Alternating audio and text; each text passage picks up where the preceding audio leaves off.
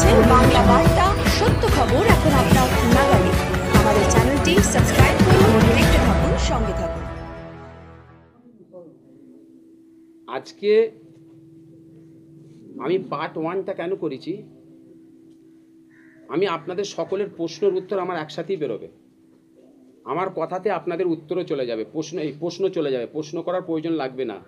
আপনারা যা যা ভেবে রেখেছেন প্রশ্ন করব, আমি অলরেডি আপনাদের একটার পর একটা বলে যাব, কারণ আপনারা কি প্রশ্ন করতে আমি জানি। আমি একটা জিনিস আপনাদের বলি, আজকে আমি কোনোদিন চাইতাম না যে ফুরফুরা শরীফের মতন একটা জায়গায় এখানে কোনো বিষয় নিয়ে সমাজে বলা, এটা আমার মন নেই, মন চাই না। কেন আমি চাইলে খারাপ বিষয়, এই লড়াই খারাপ বিষয়। 2017 থেকে চলছে লড়াই, 10 থেকে লড়াই, 17 থেকে আমার চালু হয়েছে লড়াই, ঠিক আছে?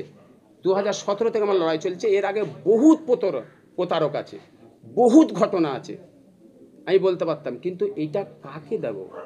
এইটা আজকে ফুরফুরা শরীফ থেকে কোনো কথা যদি ওঠে, আমার দাদা পীরের সেলসেলার উপরে অ্যাটাক হয়।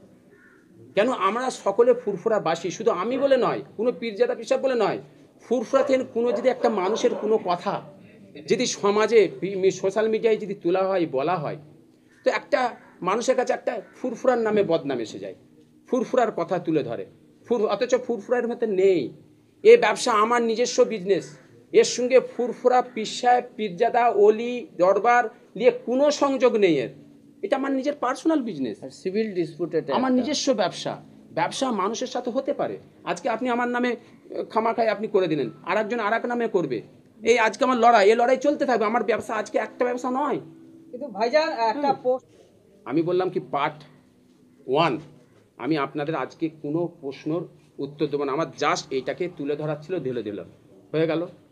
এবার আমার প্রশ্ন হচ্ছে, উনি প্রশ্ন করলেন আমি একজন প্রতারক। যদি আমি একজন প্রতারক হয়ে থাকি, আপনার কথা হিসাবে আপনাদের ভেঙে দিয়েছেন যে প্রতারকটা কেন, প্রতারক কীভাবে ভেঙে দিয়েছেন লয়ার। এ লয়ার আজকে আমি বলে দিই আপনাকে, যখন কোনো কমার্শিয়াল ডিসপুট হয়, বিজনেস রিলেটেড, কেউ পালিয়ে গেল আলাদা কথা, বিজনেস রিলেটেড কোনো ডিসপুট হলে কমার্শিয়াল কোর্ট আছে, সেখানে যেতে হয়, নাহলে সিভিল কোর্ট যেতে হয়, নাহলে স্পেসিফিক পারফরমেন্স অফ কন্ট্রাক্টে মামলা হয়। এটা ক্রিমিনাল কেসের কোনো ব্যাপার না, না এনার ক্ষেত্রে না ওনার ক্ষেত্রে। ইনিও যদি ওনার বিরুদ্ধে ক্রিমিনাল কেস করতে যায়, ওটা সিভিল স্যুটের মধ্যেই পড়ে, কোনো ক্রিমিনাল স্যুটের সাবজেক্টই না। এটা টোটাল একটা বৃহত্তর ষড়যন্ত্র হয়েছে। আমাকে আমি বলে দিই আপনাকে, এখানে আর একটা জিনিস বল দিই, 4টে আপনারা নিশ্চয়ই সোশ্যাল মিডিয়া সকলে তুলছেন, দেখছেন আমার ব্যাপারটা কেন। আমাকে জজ, মাননীয় জজ, আজকে দেশের সংবিধান, ল, দেশের আমাদের আদালত কি কারণে প্রশ্ন, যে ওখানকার যে আয়ো পুলিশ, তাকে 4টে প্রশ্ন করেছিল, 4টে কথা বলেছিল। ওই 4টে নিশ্চয়ই আপনারা তুললে পেয়ে যাবেন কি কারণে আমার এটা হয়েছে। আপনারা সবাই জানেন, তুলে নিতে পারবেন, অর্ডারটা তুলে নিতে পারবেন। অর্ডার তুললেই আপনারা বুঝে যাবেন এই 4টে প্রশ্ন। আবার যেই প্রশ্ন 4টে, ওখানকার কোনো আয়েরও ক্ষমতা নেই, কারোরই ছিল না দিবার, ঠিক আছে? ওইটা আমি যাচ্ছি না, এটা ইনাদের ইয়ের। এখন আপনার যেটা আমার প্রশ্ন করেছেন, আমি প্রতারক কিনা। আজকে ফুরফুরা শরীফে যেই ব্যক্তিটা আমাকে প্রতারক বলছে, আপনারা ওনার কাছে যে প্রশ্ন করুন, ওনার কাছে জিজ্ঞাসা করুন, 2010 থেকে যেই মানুষটার একটা ভাঙা স্যান্ট্রো গাড়ি ছিল, ভাইজান আমি কিন্তু এইটা আমার বলা মানে হচ্ছে আমার দাদা পীরের সেলসেলার মানুষ দেখারে কানে কানে পৌঁছে দিয়া।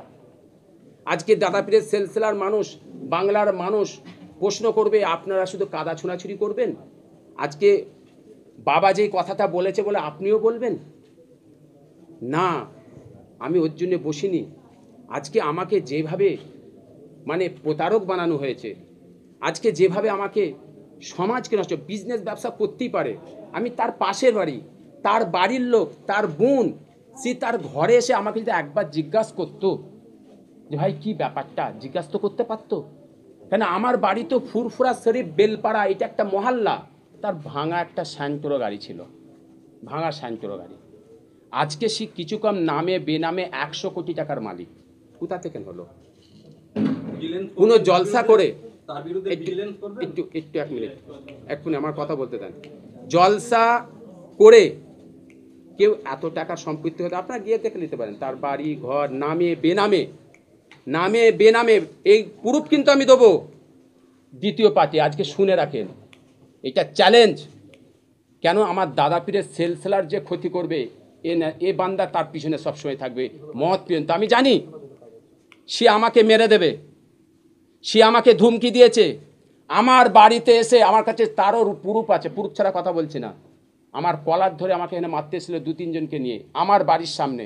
আমার ক্যামেরা লাগানো আছে, তার খেয়াল নেই, তার সেই ধানে মাথায় ছিল না যে এখানে ক্যামেরা লাগানো আছে, ভিডিও আছে। আমার কলার ধরে আমাকে মারতে এসেছে, আমাকে কত গালাগালি করেছে, ফোন করে গালাগালি করেছে। আমার মা তার বোন লাগতে জিগার ছোট হুজুর পীর কেবলা রহমাতুল্লাহ আলার মেয়ে, ওনার বোন নিজে যে ওকে মানুষ করেছে, যে ওনাকে মানুষ করেছে, যার বাড়িতে আজকে তার শৈশবকালে তার নোংরামি কাপড়গুলো সে আমার আম্মাজান পরিষ্কার করেছে, তাকে বড় করেছে। সেই আম্মাজানকে কি বলছে না আমাকে বলছে তোর জন্ম ঠিক আছে।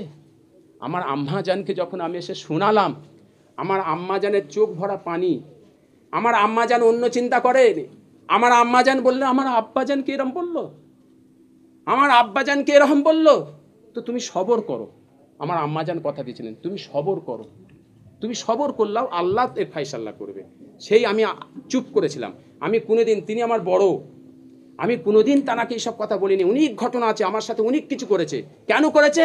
একমাত্র তানার জন্য আমি প্রতিবাদ করেছি বলে, তানার অন্যায়কে আমি অন্যায়ের সামনে দাঁড়িয়ে আমি প্রতিবাদ করেছি বলে একমাত্র আমি একা এখনও লড়ছি। তো আমি আপনাদের বলে দিই, যদি আমি মারা যাই তার দায়ী হবে বাবা, কিন্তু আমি মরণের আগে পর্যন্ত অন্যায়ের পিছনে আমি সরব না। কেন আমার দাদা পীর এই শিক্ষা দিয়েছে, আমার মুজাদ্দেদে জামান আমি শিক্ষা দিয়েছে। আমার লড়াই ওনার সাথে অন্য জায়গায়, কিন্তু দুঃখ লাগে কোথায় জানেন? আমার ছোট বাচ্চাটা কি দোষ করেছে, আমার মাসুম বাচ্চা 2-3টে কি দোষ করেছে? আপনি বলেন আপনার সাথে আমার লড়াই হতে পারে, আপনার সাথে আমার অন্যায় বেঅন্যায় লড়াই হতে পারে। আপনি আজকে আমার বাচ্চাটার উপরে আঘাত করলেন, যেই বাচ্চাটা এমন একটা সোশ্যাল মিডিয়ায় বদনাম ধরলেন। সারা জীবন আমার এই বাচ্চাটা শুনবে, সারা জীবন এই কষ্টটা আমার সহ্য হয় না। আমি তাই মুজাদ্দেদে জামান আমার দাদা পীরের লক্ষ লক্ষ ভক্ত যারা আমাদের ঘরে ভালোবাসে, আমার দাদা পীরকে ভালোবাসে, আমার তানার আওলাদ নাতি পুতা তানার ছেলের আওলাদ দেখারে যেমন ভালোবাসে, মেয়ের আওলাদ দেখারে সেরকমই ভালোবাসে। ঠিক না ভুল? একদম ঠিক কথা। তাই আমাদের ঘরে তিনি ভালোবাসেন। এই ফুরফুরাই বাড়ি আওলাদে রসুলের বাড়ি, তিনি আওলাদ রসুলকে জানতেন, বেশি ভালোবাসতেন। তা আজকে আপনি বলেন আমার ছেলেরা কি করেছে, আমার বেটাগুলো, তাদের তুমি মিথ্যে অপপ্রচার করে, আমি যদি সত্যি করে থাকি তানার উচিত ছিল আমাকে এসে বোঝানো। আমি তার ভাগনা, তো আমি তার ছেলে। তার বোনের বাড়ি সে এসে বলতে বলেন তুই এটা ভুল কেন করলি, চল আমি মিটকে দিচ্ছি। তার তো উচিত, তিনি তো পীরজাদা, সমাজকে পরিষ্কার করে, তো তিনি সমাজের পাশে বলে বেড়াচ্ছে, তো আমি অন্যায়ের বিরুদ্ধে লড়ছি। যখন এই জিনিসটা হচ্ছে সেলসেলার ব্যাপারে এই কথাটা তুললে হাজার হাজার লক্ষ লক্ষ মানুষ ফুরফুরা, আমি পীরজাদা নয় ফুরফুরা বাসী, তো আপনারা এসেছেন তো সবাই, তাহলে ফুরফুরার বদনামটা সমাজে তুলবো? তার তো উচিত ছিল। আল্লাহ রসুলের কথা তার মনে নেই, হাদিসের কথা মনে নেই। একটা নোংরামু যদি বাজারে তোলা হয়, সেটাকে যে চাপা দেবে সেই হচ্ছে আমার কাছে সবচেয়ে বড় নিয়ামত। কাল মাহাশরের মাজারে তার জন্য আমি তার গুণাগুণকে চাপা দেবো, বলে না? তাই তুমি মিথ্যে সত্যটা পরের কথা, তুমি এটা প্রচার করলে কি করে? আজকে তুমি আমাকে বলছো পীরজাদা নয়, আমাকে বলছো পীরজাদা নয়, তাকে প্রশ্ন করুন তো ও কে, উনি কে? পীরজাদার ঠেকা নিয়ে আছে? উনি কি পীরজাদার ঠিকানা আছে? পীরজাদার সম্বন্ধে জ্ঞান আছে? পীরজাদা কে না কে জ্ঞান আছে পীরজাদার সম্বন্ধে? ওনাকে প্রশ্ন করুন। আজকে আমাকে বলতে হচ্ছে, বাধ্যতা, বলার মতো নয়। কেন আমাকে বলতে হচ্ছে? কেন সত্যটা সমাজকে, আমার দাদা পীরের ভক্ত বিন্দু মুরিদরা শুনুক এই কথাটা। ওর কাছে যে বাচ্চাটা আছে, এই বাচ্চাটাকে কি করে পীরজাদা বানালো? ও কি পীরজাদার ঠিকাদার? আমি পীরজাদা নাই, তা বাচ্চাটা কি করে পীরজাদা হলো? সে সিদ্দিকি হলো কি করে? তার পরিচয়টা পার্ট 2-এ দেবো, পুরুষ সমেত দেবো। ওর মাটাকে দেখাতে বলবেন, প্রশ্নটা করবেন। এই প্রশ্নটা আমি দাদা পীরের ভক্তবৃন্দ মুরিদদের কাছে আমার প্রশ্ন, তারা যদি বাস্তবিক আমার দাদা পীরকে ভালোবাসে, আমাদের ঘরে ভালোবাসে, আমাকে যদি আমার দাদা পীরের ভক্তবৃন্দরা বলে কমেন্টে যদি বলে যে আপনি সমস্ত সব কিছু এই বাবার তুলে ধরুন, বাবার বলুন, পার্ট 2 আমি সমস্ত সব কিছু পুরুষ সমেত দেবো ইনশাআল্লাহ। খালি আপনাদের কাছে আমার একটা অনুরোধ, আপনারা সাক্ষী থাকবেন, বাবা আমাকে অনেক ধরনের বেইজ্জতি করবে, অনেক ধরনের মিথ্যা প্রচার করবে, মানুষ সাজিয়েছে, বহু সাজিয়েছে, করবে, তারা অনেক কিছু করবে, আমাকে মেরে দিতে পারে, আপনারা আমার সাক্ষী রইলেন। কিন্তু আমি দাদা পীরের সেলসেলাকে ক্ষতি হতে দেবো না। আমি ব্যবসা করেছি, বিজনেস করেছি, আমার অনেক বিজনেস আছে, আমি অনেক ব্যবসা আছে। আজকে প্রতারক বলছে আমাকে 2010 থেকে সে হচ্ছে তার প্রতারণা একটা করে যদি বলতে থাকি হবে। তার যে দরবারটা আছে না, এই দরবারে সালিশ হয়, খোঁজ নিয়ে দেখবেন, জিজ্ঞাসা করে দেখবেন, সালিশ হয়। এই সালিশটা কাদের হয় জানেন? বিবাহ বিচ্ছেদ করা হয়। গ্রামবাসী ফুরফুরাবাসীকে জিজ্ঞেস করুন, ফুরফুরার মানুষ হচ্ছে খুব ভালো মানুষ, ফুরফুরার মানুষ চাই না দাদা পীরের কোনো কথা বাইরে তোলা, ওই জন্য সব চুপ থাকে, জুবানকে চুপ করে রাখে। আমি জানাবো প্রুফ সমেত আপনাদের জানাবো। আমার দাদা পীরের ভক্তরা আমার কাছে প্রশ্ন করলে আমি সব জানাবো। আজকে কি করছেন? এক মিনিট করবেন, আমি এই কথা বলে দিই, সেটা করে দিই। দ্বিতীয় হচ্ছে আমি এইগুলো আপনাদের পাট জানাবো। এই হচ্ছে রামপাড়া দক্ষিণডি নারী ঘটিত মানুষ পুরুষ সমেত আমার কাছে আমি আপনাদের জানাবো। সময়ের অপেক্ষা করুন, হ্যাঁ, সে সব আমি জানাবো, সব কিছু আমি জানাবো, সময়ের অপেক্ষা করুন। বলুন।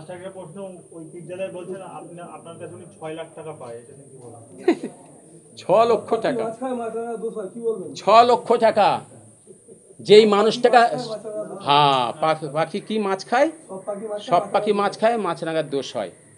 সব পাখি মাছ খায়, মাছ রাঙার দোষ হয়। ভাই যেটা বললো, 1 মিনিট দাঁড়ান। আজকে 6 লক্ষ টাকা যেই মানুষটা ফুরফুরার প্রত্যেকটা মানুষ জানে, 10 টাকার কাছে যদি কেউ পায়, তার বাড়িতে জুতো ছিঁড়ে ফেলে।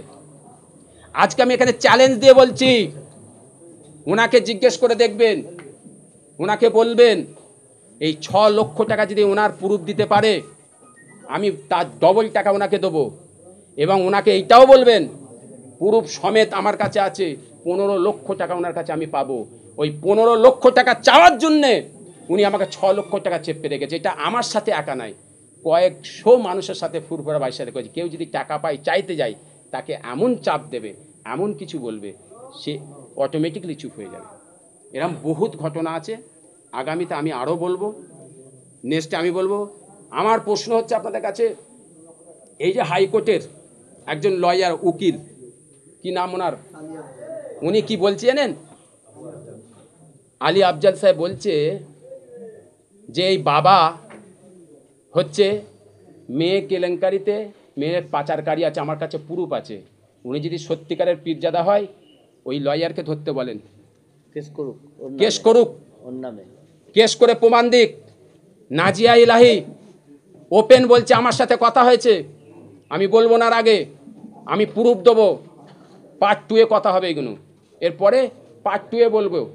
এই নাজিয়া আলী কেসটা, নাজিয়া ইলাহি যেটা, আমি জানি নাজিয়া আলী কী আছে না, আমি অতি যাচ্ছি না, ওর উপরে আমারও আছে, সবাইয়ের আছে, সব আছে, আমি আছি। কিন্তু যেই ঘটনাটা ঘটেছে, সেই ঘটনাটা যে ঘটেছে, এই ঘটনাটা মিথ্যে, উনি প্রমাণ দিয়ে দিক।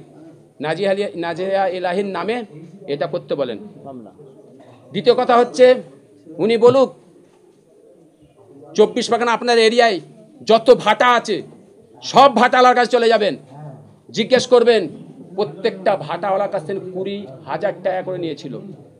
আমি জানি কিছু ভাটার এখনও ইটের ব্যবসা হচ্ছে, চলে যান, ইটের ব্যবসা করছে। ওনার বিজনেস তো বলার শেষ নেই। আমি বিজনেস করেছি বলে তুমি আমার কথাটা কিভাবে বললে, সমাজকে বলে দিলে, আমাকে চিটিংবাজ থেকে, প্রতারণা থেকে শুরু করে, আমি ফুরফুরার কেউ নয় থেকে শুরু করে, আমি সকল করে, আমি দাদা পীরের মুরিদ দেখারে আমি অনুরোধ করব, আমার বাড়ি যারা বলছে তার পাশেই আমার বাড়ি। দয়া করে যদি আপনারা সুন্নাতে রসুলের ওপরে থাকেন, যদি নবীর সুন্নতেতে থাকেন, রসুলের সুন্নাতের উপরে থাকেন, অতি অবশ্যই আমার আল্লাহ রসুল বলছেন যাচাই করে জিজ্ঞাসা করে কাজ করবে। আমার কাছে আসবে, আমি পাশেই বাড়ি, আমাকে জিজ্ঞেস করবেন। আমি জানি অনেকজন মিথ্যে আমার পিছনে বলে বেড়াচ্ছে, এরা হচ্ছে মুনাফেক। এরা হারে বাবা সেল্টার দেয়, কি বললাম, এদের হারে বাবা সেল্টার দেয়। কেউ নারী ঘটিত আছে, যে দেখবেন মাইকে বলছে, আর যে দেখবেন কেউ কাছে আলাদাভাবে বলছে, নুকিয়ে বলছে, বাইরে নয়, বা বাবা ফাবা বসে আছে ওখানে বলছে এই ও অমুক তমুক বলে বেড়াচ্ছে। আমি এখানে লিখে বলছি, তার ঘটনাটা আমার কাছে, তার নামটা এসে আমাকে বলবেন, আমি খুলে দেবো। তার কথাটা খালি এসে আমাকে বলবেন, দেখবেন হাইসি নারী ঘটিত আছে, না হাইসি প্রতারক, কারো পয়সা নিয়ে আছে যেখানে বাবা সেল্টার দিয়ে রেখেছে, আর না হলে হাজার হাজার নাই শ জমি, 10 বিঘে 5 বিঘে জমি কারোর মেরে রেখেছে, কারোর সম্পত্তি মেরে রেখেছে, জমি নিয়ে করেছে। যে বলবে আমার কাছে আসবেন। তাই আমি আজকে বাবার নামটা সারা পশ্চিমবাংলার মানুষ জানে। আপনি আপনার ভাঙড় থেকে শুরু করে পশ্চিমবাংলার কোনে কোনে জিজ্ঞেস করেন ফুরফুরা শরীফের চিটিংবাজ বাবাটা কে, মাচান বাবা মাথায় রাখবেন। আমাকে তো উনি বলেছে উজ্জ্বল থেকে, ফুরফুরাতে বলছে উজ্জ্বল থেকে নেবে, আপনি যাকে জিজ্ঞেস করবেন চিটিংবাজটা কে। আপনি এত প্রতিবাদ তো করেন বাবার বিরুদ্ধে, তখন প্রতিবাদ করলেন না কেন? এক মিনিট আমি কথা শেষ করতে দেন। আমি সবসময় বাবার বিরুদ্ধে প্রতিবাদ করেছি, অন্যায়ের বিরুদ্ধে। আমি কিন্তু আমার ব্যবসা বা ওনার ব্যবসার বিরুদ্ধে আমি কোনো কথা বলিনি। কেন? উনিও ব্যবসা করে, আমিও ব্যবসা করি। ডানকুনিতে খুঁজলেন কত ব্যবসা করছে, নিউ টাউন রাজারহাটে চলে যান, আপনি এতে চলে যান, আপনার হচ্ছে আটঘরায় চলে যান, ওনার হোটেল আছে, যা আছে সব খোঁজ নেন, ব্যবসা করছে। আমিও ব্যবসা করি। সোনার দোকানে চলে যান, ভগবতীপুর, নবপুর, মশার জঙ্গলপাড়ায় চলে যান, সোনার বিজনেস করছে উনি, সোনার ব্যবসা করে। প্রুফ আমার কাছে আছে, প্রুফ সমেত দেবো। পার্ট 2 পাবেন, সব পাবেন। কথা বুঝেছেন তো? তাই আজকে আমি শেষ একটা কথা বলে আমি শেষ করে দেবো। শেষ একটা কথা আমি আপনাদের শেষ করে বলে দেবো। আমি ভুল করতে পারি, আমি একজন মানুষ, আমি একজন পীরজাদা হতে পারি, আপনারা যে যেমন আমাকে মনে করেন, কিন্তু আমি একটা মানুষ, একটা ভালো পরিবার ঘরের ছেলে। আমার আব্বাজান আওলাদে রসুল, আমার নানাজান আওলাদে আবু বকর সিদ্দিক। আর এরপরে অনেক কথা আছে, আমি বলবো পার্ট 2-এ। আমার প্রশ্ন হচ্ছে, আমার ব্যাপারে যদি আপনারা কেউ কিছু বলেন, দয়া করে আমার সঙ্গে দেখা করবেন। আমার বাড়ি হচ্ছে, যে বলবে তার পাশে, আমার বাড়ি হচ্ছে বেলপাড়া, হোসেন বুখারী রহমতুল্লাহ দরবার। এটা হচ্ছে বেলপাড়া মহল্লা, ফুরফুরা শরীফের প্রত্যেকটা মহল্লা আছে, এটা হচ্ছে বেলপাড়া মহল্লা, ফুরফুরা শরীফের ভেতরে। জিজ্ঞেস করে নেবেন, আপনি আসবেন, আমি ডিটেলস বলে নেবো। আর বাবার বিরুদ্ধে যদি কিছু জানতে চান, আমি আপনাদের এটাও বলেছি, রাত্রিরে বেরোবেন গাড়ি নিয়ে, পরীক্ষা করতে বেরোবেন। যেমন আপনাদের গ্রামে গ্রামে দেখবেন মাচা আছে, কিছু ছেলে দেখবেন মাচায় বসে বসে চা খাচ্ছে আর গুটকা খাচ্ছে আর মোবাইলে নাম করছে। আপনি দেখে নেবেন রাত্রিরে 10টার পর থেকে এই বাবাকেই দেখতে পাবেন, ওই উজ্জ্বল থেকে শুরু করে, বেলপাড়া থেকে শুরু করে, তালতলাহাট থেকে শুরু করে যত আছে প্রত্যেক মোড়ে মোড়ে ওই চা খাচ্ছে আর এরম করছে। আমি বলবো না, রাতের অন্ধকার আপনারা এসে দেখে যাবেন। আমি মিথ্যে বলছি কি সত্যি বলছি, রাতের অন্ধকারে দেখে নেবেন। এরপরে আমি আরও কিছু বলবো পার্ট 2-এ। যদি এরপরে আরও কিছু খবর হয়, আমার দাদা পীরের সেলসেলার মুরিদ মুতাকিন ভক্তরা, ফুরফুরাকে যারা ভালোবাসে, দাদা পীরকে যারা ভালোবাসে, আমাদের যাকে ভালোবাসে, আমার অনেক ফলোয়ার, অনেক ভালোবাসার মানুষ আছে, তাকে আমরা প্রশ্ন করছি, তাদের যারা ভালোবাসে, তারা যদি আমাকে বলে, কমেন্টে যদি বলে, হুজুর আপনি পরিষ্কার করে দেন, দাদা পীরের সেলসেলার ক্ষতি হতে দেবেন না, আমি আছি, যারা আমার সাথে আছে আমার থাকবেন। আমরা একটা টিম তৈরি হতে চাই, আমরা অনেক পীরজাই পীর সাহেব মিলে আমরা একটা টিম হতে চাই। টিম হয়ে দাদা পীরের সেলসেলার যাতে ক্ষতি না হয় সেই দিকে আমাদের সকলকে লক্ষ্য হতে হবে। এবার আমি শেষ করি। হোসাইন বুখারী, এবং শুধু তাই নয়, আমার যে দাদোজান হযরতে মনসুর হুসাইন রহমাতুল্লাহ আলাইহে, ফুরফুরার জমিনের মধ্যে একজন ব্যক্তি 7টা হাদিসের সনদ পেয়েছিলেন, সেটা আমার দাদোজান। একজন ব্যক্তি ফুরফুরার জমিনে পেয়েছিলেন, সেটা হচ্ছে আমার দাদোজান, আল্লাহর ওলি। তো আমি সেই বাড়ির সন্তান, সেই বাড়ির ছেলে। তো আজকে আমি ব্যবসা করি, ওয়াজ-নসিহত করি, জলসা করি, তদবির তাগাদা করি, অসহায় মানুষের পাশে দাঁড়াই। আমার নিজস্ব এনজিও আছে, আপনার ফুরফুরা হোসেন বুখারী ফাউন্ডেশন আছে। এই ফাউন্ডেশনের মধ্যে বাংলার মানুষ জানে আমি প্রত্যেক জায়গায় জায়গায় আল্লাহ পাক আমার মাধ্যমে যতটা আল্লাহ পাক সাহায্য করায় আমি করি। এবং শুধু তাই নয়, ফুরফুরার জমিনে একটা মাদ্রাসা আছে, সেইটা হচ্ছে আমার মাদ্রাসা, যেই মাদ্রাসাটা এতিম অসহায়দের ঘরে ফ্রি মাদ্রাসায় পড়ায়। তাদের সমস্ত খরচা আমি বহন করি, তাদের টোটাল আপনারা যখন খুশি এসে দেখতে পারবেন, আমি খরচা করি, বহন করি। তার পরিপ্রেক্ষিতে আমি বিজনেস করি, আমি জলসা করে, অজনসিয়ত করে অসহায় মানুষের পাশে আমি দাঁড়াতে পারবো না, গরিবদের পাশে দাঁড়াতে পারবো না। আমি যে সময় অসহায় মানুষদের দেখি, আমি তার সাথে সাথে বিজনেস করি, ব্যবসা করি, হালাল করি। আমার রসুল শিক্ষা দিয়েছে। এই বিজনেস আমি একা নয়, সমস্ত পীর সাহেব পীরজাদাতে শুরু করে আল্লাহর ওলি থেকে শুরু করে স্বয়ং নবী পর্যন্ত বিজনেস করেছেন, আমার রসুল বিজনেস করেছেন, ব্যবসা করেছেন। সুন্নাতে রসুলের দিকে আমার সেই দিকে খেয়াল, আল্লাহ রসুল ব্যবসা করেছেন। এবং আমার নানা যান ছোট হুজুর পীর কেবলা রহমাতুল্লাহ আলাইহি আশেকে রসুল, তিনি বাজারে এসে ব্যবসা করেছেন। মাথায় হচ্ছে সবজি নিয়ে এসে এই তালতলা হাটে বাজারে নিয়ে এসে নিজে বসে বিক্রি করেছেন। এরম ফুরফুরার বাসীরা বহু মানুষ জানে। আমার নানা যান, তিনি যে বাবা বলছে তার আব্বা যান পীর, কথা বুঝবেন ভালো করে, সেই আমার নানা যান ব্যবসা করেছেন। আজকে প্রশ্নটা দাঁড়িয়ে যাচ্ছে, কোথায় দাঁড়িয়ে যাচ্ছেন? বিজনেস ব্যবসা করতে গেলে বহুত ভুল বিভ্রান্তি থাকে, বিভিন্ন রকম থাকে। আমার সঙ্গে তার লড়াই, ব্যবসায়িক লড়াই, তার সাথে আমার লড়াই। আজকে আমার প্রশ্ন, এই ব্যবসাটাকে আজকে আমি ব্যবসা করছি বলে কোনো প্রভাবশালী ক্ষমতা দেখিয়ে আমার ব্যবসাটাকে সমাজে একটা প্রতারক বলে প্রচার করে দেওয়া হলো। আমাকে কোনো একটা রাজনীতিককে সামনে রেখিয়ে খেয়াল করিয়ে আমাকে, মানে যাতে আমি সমাজে একটা নোংরামো আমার বদনাম হোক, সেইটাকে খেয়াল করে এটা বাজারে ছড়ানো হয়েছে। তাই আজকে আমি, আমাদের যিনি লয়ার আছেন, এই লয়ার হচ্ছে আমাদের কলকাতা হাইকোর্টের লয়ার ইনি, এবং দিল্লি সুপ্রিম কোর্টেরও লয়ার। তার সাথে সাথে আরও লয়ার আছেন আমার দিল্লিতে, ওনারা আসতে পারেননি, আমার কলকাতার লয়ার আছেন। এবং আমার পাশে আছেন, ডান দিকে আছেন আপনার হচ্ছে সিআইবি একটা সংস্থা এবং সমাজের কাজ করে, ইনি আমার পাশে দিল্লিতে বহু ধরনের, যেইভাবে যে প্রতারণা করা হয়েছিল, যেইভাবে এই বাবা হাজার হাজার টাকা দিয়ে, হাজার হাজার টাকার বিনিময়ে আমার বদনাম করার জন্যে আমাকে কিভাবে মাটির সাথে মিশানো যায় সেই প্ল্যান করে দিল্লিতে যে প্ল্যান তৈরি করেছিল, যেই প্ল্যানটার জন্যে আজকে এই ভাইয়েরা যদি আমার পাশে না থাকতো, আর আমার সত্যতা কাগজ যদি আমার পাশে না থাকতো, তাহলে আমি আপনাদের সমাজে একটা মিথ্যে হয়ে যেতাম। ভালো করে বুঝে নেবেন কথাটা, সেইটা আমি নেক্সটে আসবো। তাই আজকে আমার যে ব্যাপারটা, আপনাদের প্রশ্ন, আজকে যে আমার নামে বদনাম দিয়েছে, 18 লক্ষ টাকা আমি প্রতারণা করেছি, আজকে আমি তাকেই প্রশ্ন করতে চাই, আমি যে 18 লক্ষ টাকা প্রতারণা করলাম, তোমার পাশে তোমার বোনের ছেলে, তোমার ভাগনা, তোমার বাড়ি, আজকে যদি তুমি আমাকে ভাগনা না মনে করো, তোমার বাড়ির ছেলে যদি না মনে করো, তোমার বোন নেই, তোমার বোনের ছেলে নয় যদি মনে করো, কমসে কম তুমি তো একটা পীরজাদা হিসাবে, একটা সততা হিসাবে, সমাজের সততা হিসাবে সত্যটা তোলা দরকার ছিল। আপনারা বলবেন সত্যটা তোলা দরকার ছিল। তাহলে আজকে যে মানুষটা আমার 18 লক্ষ টাকা প্রতারণা করেছে, আমি আমার যে 80 লক্ষ টাকা নিয়ে আমার সামানপত্র নিয়ে চলে গেল, এবং তার বিরুদ্ধে আমি কালনা পিএস, কালনা কোর্ট, তার নামে আমি অলরেডি এফআইআর করেছি, সেই সমস্ত প্রতিটা দেখালো না। আজকে আমার একটাই জিনিস দেখালো, তার উচিত ছিল দুটো জিনিসকে সামনে করা। যেহেতু আমি ব্যবসা করি, সেও ব্যবসা করে, তারও বিজনেস আছে, ব্যবসা আছে, তারও ফুরফুরাইশি বলবো আমি। আমার লয়ার সাহেব বলার পরে আমি যাব পাটে। এবার আপনারা আমার লয়ার সাহেব যেটা বলছেন একটু শুনে নিন। সকলকে নমস্কার।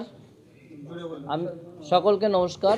আজকে এখানে আসতে আমি বাধ্য হলাম, যা এই ফুরফুরা শরীফের তো একটা সম্মান আছে, এই সম্মানটা থুতু ফেলে যেমন নিজের গায়ে পড়ে, সেরকম একটা ঘটনা এখানে ঘটেছে। একটা মিথ্যা প্রবঞ্চনা উপরে দাঁড়িয়ে কিছু রটনা রটিয়ে ফেলা হয়েছে। ঘটনা হয়েছিল 2022 সালের মার্চ। আবরাজ সিদ্দিকী বলে দিল্লির এক বাসিন্দা, আমির খান বলে বিহারের এক বাসিন্দা, আরেকজন তাদেরই একজন পার্টনার, সেও বিহারের বাসিন্দা, এনার সঙ্গে মিট করে কলকাতায় বসে কথাবার্তা হয়। কোভিডের পরবর্তী সময় আপনারা জানেন, বিজনেস হোক সব কিছু একদম সমস্ত তছনছ হয়ে গেছিলো। উনি অনেকগুলো বাচ্চা মানুষ করেন, সেই সময়ে অনুদানও খুব কম আসছিল। ওনাকে কেউ বা কারা সৎ বুদ্ধি দেন যে ঠিক আছে এখানে একটা পুরনো কারখানা পাওয়া গেছে, সেই পুরনো লোহাগুলো যদি আপনারা এই ডোনেশনের টাকায় কিনে নিয়ে এটা আপনি একটু বেশি দামে বিক্রি করতে পারবেন, তাহলে আপনার একটা সুরাহা হয়, সংস্থাটাও চলতে পারে। সেই মতো উনি কিছু মানুষের উপর নির্ভর করেছিলেন, যেহেতু উনি বিজনেস অতটা বোঝেন না, এটা একটা টোটালি কমার্শিয়াল ম্যাটার। যাদের উপরে নির্ভর করেছিলেন তারা এনাকে ডুবিয়েছে। যখন দেখা গেল ওনার একটা অনুষ্ঠান চলছে, এখানকার 12 দিনের একটা কোনো অনুষ্ঠান চলছিল, 3 দিন 21-22 সেই সময়ে এই দিল্লির পার্টিরা 80 লক্ষ টাকার টোটাল স্ক্রাপ ধাত্রীগ্রাম থানার আন্ডারে, ধাত্রীগ্রাম ফ্যাক্টরিটা ধাত্রীগ্রাম কালনা থানার আন্ডারে সমস্ত প্রোডাক্ট নিয়ে চলে যায়। তার বিল আমি দেখিয়ে দিচ্ছি। ডিলটা হয় ক্যালকাটায় রফি আহমেদ কিরোয়ারের হোটেলে বসে 1 মাস ধরে। তাহলে প্লেসটা বেঙ্গল, ফ্যাক্টরি বেঙ্গল, দিল্লিতে কী করে হয়? এই কেন হয় সেটা বলছি। ইনি যখন এটা কমপ্লেন করলেন যে এনার মাল নিয়ে বেরিয়ে চলে গেছে, ইনি না টাকা পাচ্ছে না কোনো কিছু পাচ্ছে, কাউকে ধরতে পারছে না, তখন উনি 23/6/2024 তারিখে কালনা থানায় একটা কমপ্লেন করে যে তার সঙ্গে এইসব ঘটনা ঘটেছে। তাকে বাদ দিয়ে তার অজান্তে এবং ওয়েট করে, রীতিমতো ওয়েট করে, তার রিপোর্ট আমি দেখিয়ে দিচ্ছি, মাল নিয়ে বেরিয়ে যায়। এই কমপ্লেনটা করার পর অপোজিশন পার্টিরা একটু নড়ে চড়ে বসে, তারা আলোচনা করে মেটাতে চায় ব্যাপারটা।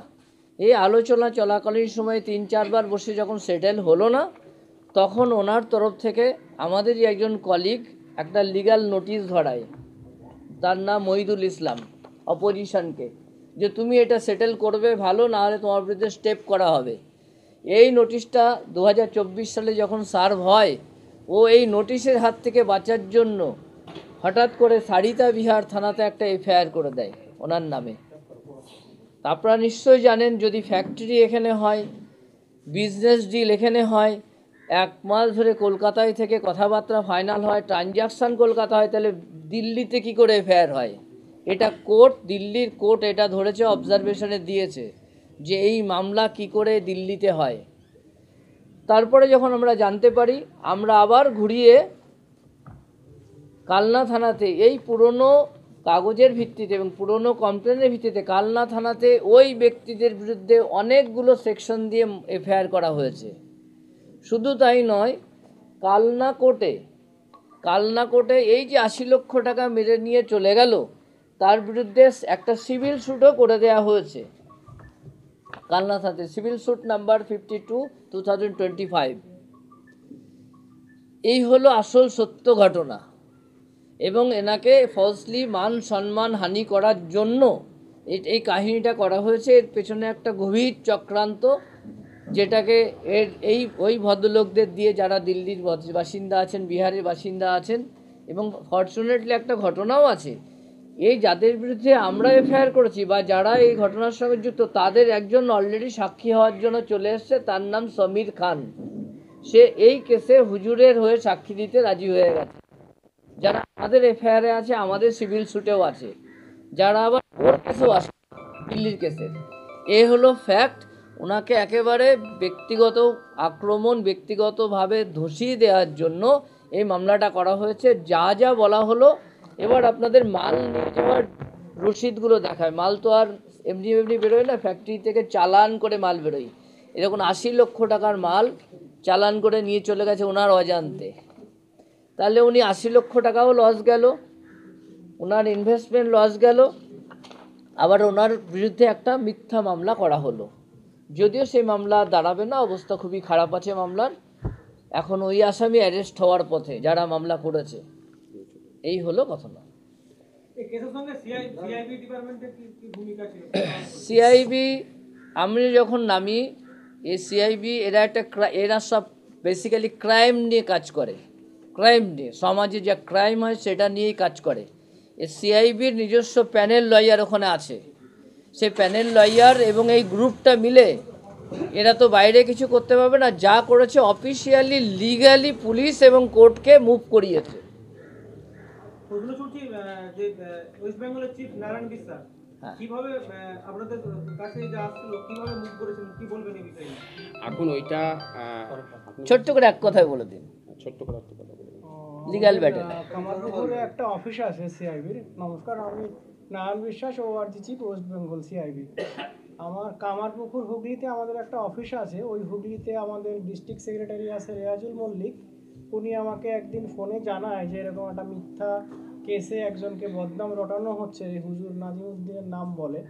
তো আমি তখন দিল্লিতে আমাদের যে সিনিয়র আছে ডক্টর অ্যাডভোকেট রাধা পরিহার, সুপ্রিম কোর্টের সিআইবি অ্যাডভোকেট, ওনাকে ঘটনাটা জানানোর পরে এখন এই মুহূর্তে লিগ্যাল প্রসেসে চলছে। কোর্ট সঠিকভাবে বিচার করছে এবং লিগ্যাল প্রসেসে আমাদের কাছে যে রিপোর্ট এসছে সম্পূর্ণ নির্দোষী, এনাকে মিথ্যাভাবে ফাঁসানো হয়েছে। এটা যারা করেছে তাদের হয় তেহার জেলে গিয়ে খোঁজ নিতে বলুন না। এটা ঠিক টাইমে সব কিছু পাবেন, সময়ের অপেক্ষা করেন। আজকে আমি আমি যে কথাটা বলতে শুরু করব, ঘন্টাকে ঘন্টা লাগবে, মানুষের কাছে সেই সময় নেই। আমি ওই জন্য পার্ট 1, পার্ট 2, পার্ট 3 তিনটে সিস্টেম বের করেছি। আমি আজকে পার্ট 1-এ বলবো। ছোট্ট কথা বলি, লিগ্যাল প্রসেস যেটা স্টার্ট হচ্ছে, যারা এনার বিরুদ্ধে এফআইআর করেছিল সে অ্যারেস্ট হওয়ার পথে, আগে অ্যারেস্টটা হোক, তারপরে বিস্তারিত প্রেস কনফারেন্স করে আমরা সব বলবো। এবার আমার সে অ্যারেস্ট হওয়ার পথে।